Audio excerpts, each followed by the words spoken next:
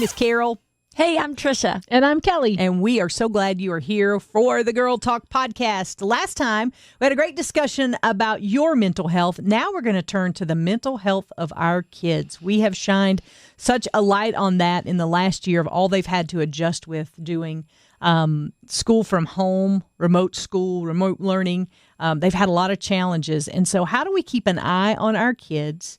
Number one, making sure that we're mentally healthy. And then number two, making sure our kids are okay. So we're going to dive right into that topic today. So glad that you've joined us. I asked my son, in preparation for today, talked to my son about what he sees at his school and his friends around him. I said, hey, do you ever have any friends that struggle with their mental health? First of all, he didn't really know what I was talking about. Yeah. And for him, the first thing he could think of were he said, there's some people at school that wear all black and they cut themselves. And I said, well, why do you think they do that? And he said, I think they probably lost something or someone and they don't know how to deal with that. And so that's the only way they do that. They feel sad or depressed. And I said, well, what do you think we could do to help them? And he said, well, I think we could just tell them to be less sad. So it was a good reminder to me that our kids do not have the knowledge of mental health that they need to help their friends. They're not equipped to be able to handle their own mental health. Right. Last time we talked about how talking with girlfriends is one of the things we could do that's really helpful for our mental health. Right. Well, our kids don't have the words to say. They don't have the resources, the tools to do that, but they're Coping still skills. having those big people thoughts. Yeah. Wow. I had never thought about that. I've never asked my children that question. That is a brilliant question. It is. And that's amazing. Good way to start the conversation with your kids. Right. I think kids are more apt to talk about their friends than they are to talk about themselves. Probably. Initially in the conversation when you ask your kids that, I think they would probably say, well, I have a friend who, yada, yada, yada. I have a friend who, instead of saying, I feel this way. And I think you're right. They don't always have the language to tell you. And they're still developing. And so some of that comes, I think, from just watching them, their behaviors at home and how they are. I mean, I think screens have... Oh, yes. Screens have been like... if I could go back, I don't think I would give my kid a screen. I agree. I would do the exact same thing. Hear this, no shame if your kid has a screen, that's fine. You got to make those decisions for you. But for me, I think it's harder for us now to communicate. I can tell a marked difference between my kid when she has a screen and when she doesn't have a screen. The conversation is totally different. Her demeanor is different. The things that we talk about is different. And I think that has changed the parenting game for us all because they have access to things that we would never allow in our homes. But they have access to it through all sorts of, avenues. Media. Yeah. Absolutely. It's hard enough to be a kid. It's hard enough to have your body change, to have all the changes that are happening in your mind as well, the hormonal changes. I mean, when I stop and I think about what my kids are going through, I've got 2 boys, and the changes that they're going through, like I've got one who bounces off the wall and drives me nuts sometimes because I'm wanting to relax, I'm wanting to chill out, and he's literally like jumping on the bed and look at this, and they're doing like crazy dances and all this stuff. And for the longest time I was like, what is wrong with him? And sometimes in my worst moments I'm like, stop it, what is wrong with you? That's the wrong thing to do. He's just experiencing all these like probably testosterone pumpage and all this stuff, and it's making him move and it's making him have energy, and he has to get it out somehow, and it just squashes them. One time I said to him, I was like, oh gosh, I'm trying to relax. Just give me a second. And he's like, oh, okay, you don't want me. And walked away. And I was like, oh, wait, stop. Yeah. If I could rewind that. Because they are going through all those physical things which make them engage in certain behaviors, but then there's the emotional piece, like looking for cues. Oh, you don't want me. Oh, I'm being too much for you. Or I'm too sad for you or something. So all of those things are happening without the crazy world we're living in. Yeah. Even without the screens, it's just happening in their bodies and their minds.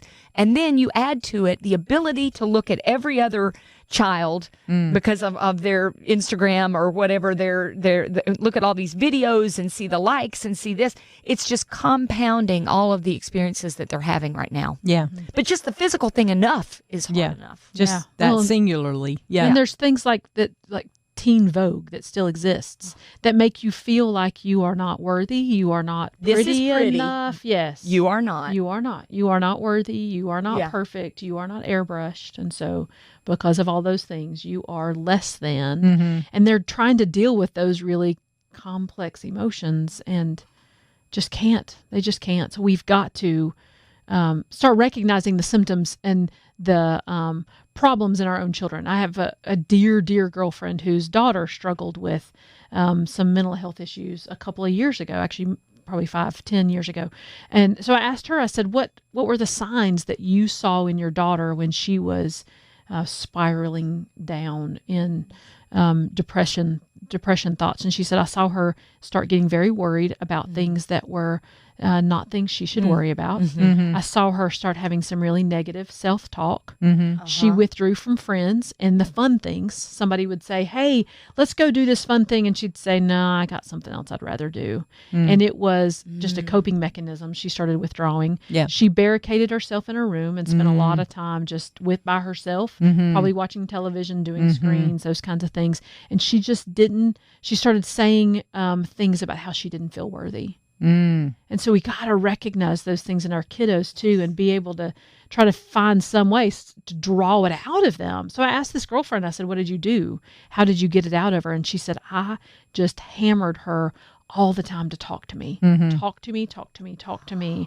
Okay. And she also said that one of the best things they did was stay active in their church, which was a very Bible preaching church where the youth pastor and the children pastor were very, very active in the kids' lives. So if you don't have a good solid church, find a good solid church that has those kinds of staff that will take a real interest in your kiddos. Yeah.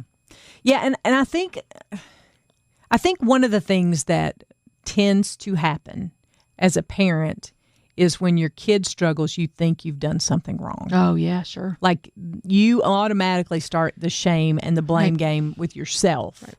And that's not helpful. No. Because then you get depressed and anxious, and then you're, kind of behind a truck waiting for it to back up. I mean, it's just... And they're reading your signals.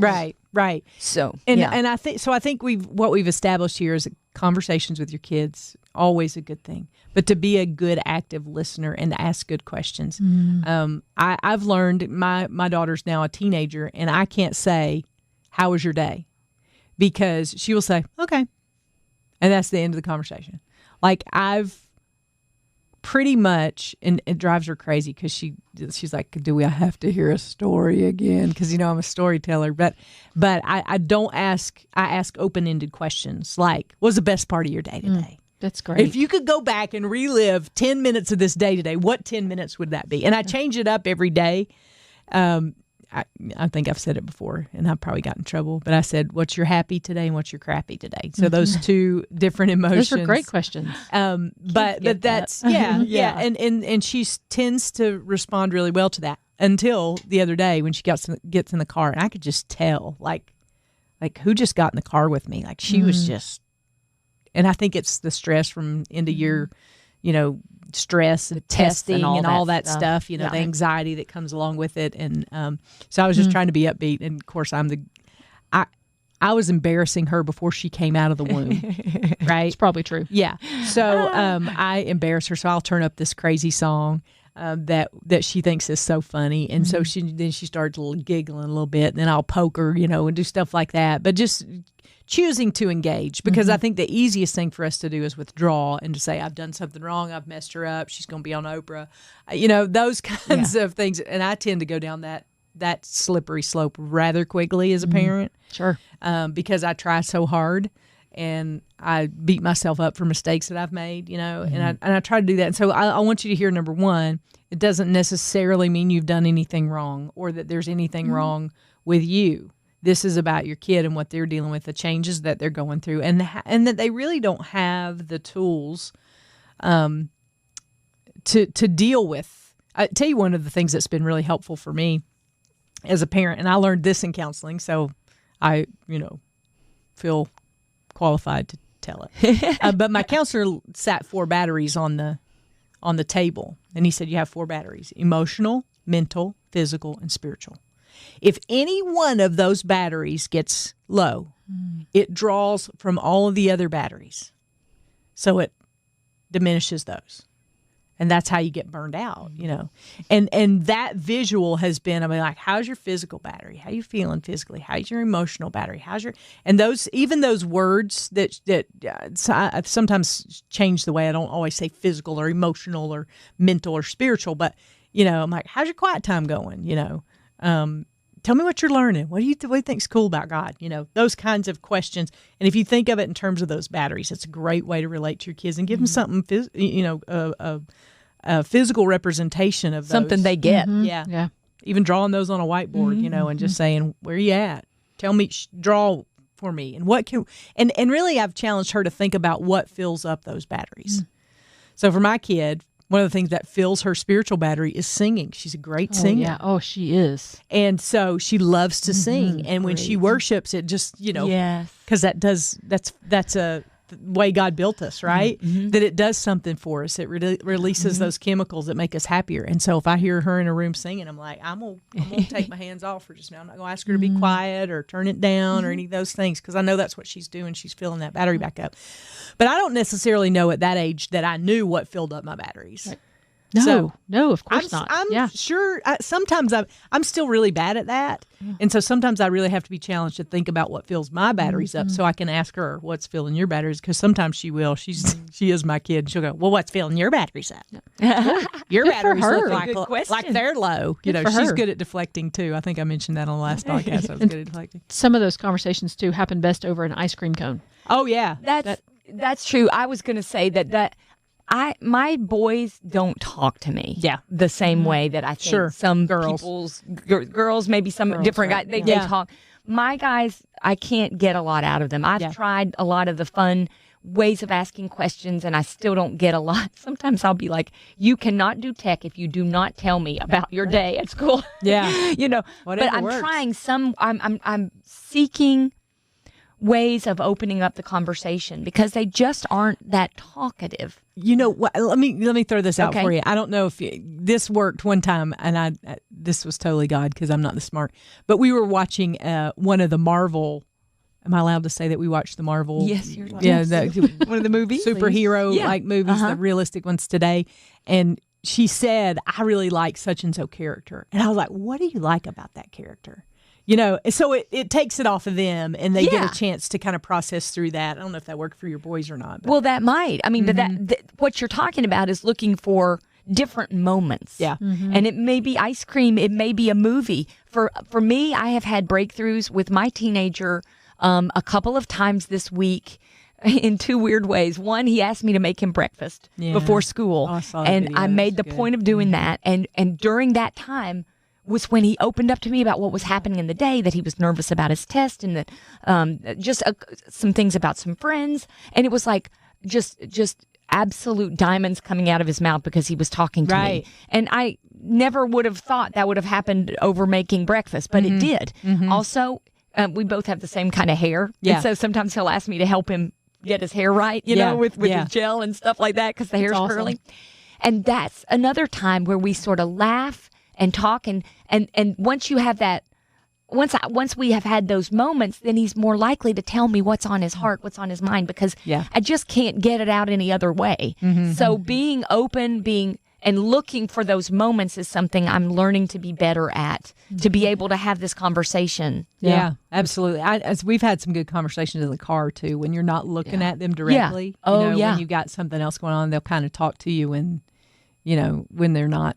Yeah, I found that the first couple of minutes of the day are the best too. When I go in there and I wake him up and he wants to tell me all about his dream, I'll crawl in the bed, lay down next to Aw. him, and he'll start talking. And then he'll start talking about his dream, and then we can kind of parlay that into other conversations about other things. I know Oh, you good mamas. have had great success with evenings, Carol, that, Ella wants to come and talk to you at 11 o'clock at night. She is such a night owl, and I get up early. So That makes it tough. last night we didn't even get in the door till 9:30, Oh. and I didn't get up at 4:00. So What? we didn't even get in the door That's until 9:30. So crazy. bedtime was quite a bit later. Yeah. But like 10:15, she'll come in and go, "Did I tell you I have a blister on my toe?" And I'm trying so hard to I'm very interested in the blister on Tell your me toe. about Could your you tell me before 7:00, please? But sometimes it just doesn't happen that way, so I have to find other ways. You But can't make it's also- reservations for those moments. no. It's also those times, though, when they'll tell you some of the sweetest things, some of Yeah. the things that are really heavy on their heart, early in the morning and late at night, even if it's when you really want to be sleeping. So, can I just tell you this? We were having a conversation just a couple of days ago, and I embarrass her to death. I know I do. I'm loud and I'm a lot, and That's I your embarrass- job. I know You're it's supposed like to do my that. gift, right? Yeah. I don't see where that's in scripture anywhere, but I'm sure it's in there. But so for the last 7 years, I think, maybe 6 or 7 years, I've emceed her dance recital every year. Oh, fun. And so we've got a lot going on this year, and my mom's not been doing well, so I've had a lot of different things going on. So I thought they weren't going to ask me to do it, and I was talking to her about it, and we were getting ready for recital time, and she was like, "I really wish you would," and I was like, "Really?" And she goes, "Yeah, I really like it when you do it." And I said, "Really?" I don't want to. I would like for one time just be able to sit and enjoy, right? And then not have an expectation or responsibility for that. But I don't mind doing it. But I didn't know that it would absolutely it mattered to her that I was doing it. And so I agreed to do it because I know it matters to her. Yeah. And that's not going to be forever, Yeah. Yeah. Yeah, don't And- blink, right? Oh, let's not. I could start Don't blink. crying. Yeah. Yeah, let's It's not go there. crazy time. Yeah. Yeah. But I think it's just paying attention, not beating yourself up for where you are, starting where you are.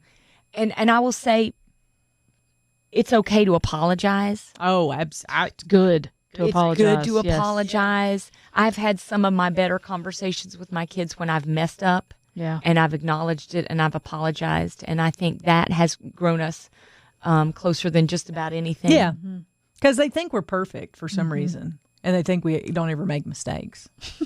Or they think we That's think not we're what my perfect. kid thinks about me. I was gonna say, I My don't know, kid but does not think I'm perfect. that's right. That's right. But I think it does. It just mirrors to them that, number one, it's okay. You mess up. We mess up. Right. We all mess up. And number two, there's grace for it. And I've found grace with my kids. Even today, I upset my son by doing something, and I apologized for it. And it was so lovely to see him say, that's okay. That's okay. That's okay. And I was just like, okay, that's good for me, but it's good for him too. Yeah. So messing up is okay. Messing up is okay. Apologies are accepted. Grace is required Yes. for parenting. So get the help that you need. Don't be afraid to reach out either for your kids. I mean, you have a youth pastor or a children's pastor that you can reach out to kind of help you process through some things. I know we've called on both of those in our lifetimes, but even an outside counselor who can help your child learn some coping mechanisms. There's nothing wrong with that. And you will find that if they get those when they're young, it'll save them a ton of time when they get older, and they'll have healthier relationships because they have those tools earlier on. That's right. So don't be afraid to ask for help. We love you if we can help you in any way. Don't hesitate to reach out. Hey, don't forget, we've got a public Girl Talk podcast page now that is separate from the Girlfriends of the Girl Talk page, and we would love for you to go join both of those and to share that with your friends. On the public page, we put things on there that you can share with all your friends and help get the word out about the Girl Talk podcast, and we would so appreciate it if you would do that. And so go subscribe to the public Girl Talk podcast page and the Girlfriends of the Girl Talk page as well. We would love to have you on both of those. And you're always welcome to email us at girltalk@thelightfm.org. And we want to say a very special thank you to our friends at Fox Toyota of East Tennessee for sponsoring Season 5 of the Girl Talk podcast. We could not do what we do every day without the help of sponsors like Fox Toyota. So everybody at Fox Toyota, we love you. Thank you so much for believing in the Girl Talk podcast. And we will see you next time we gather around these microphones.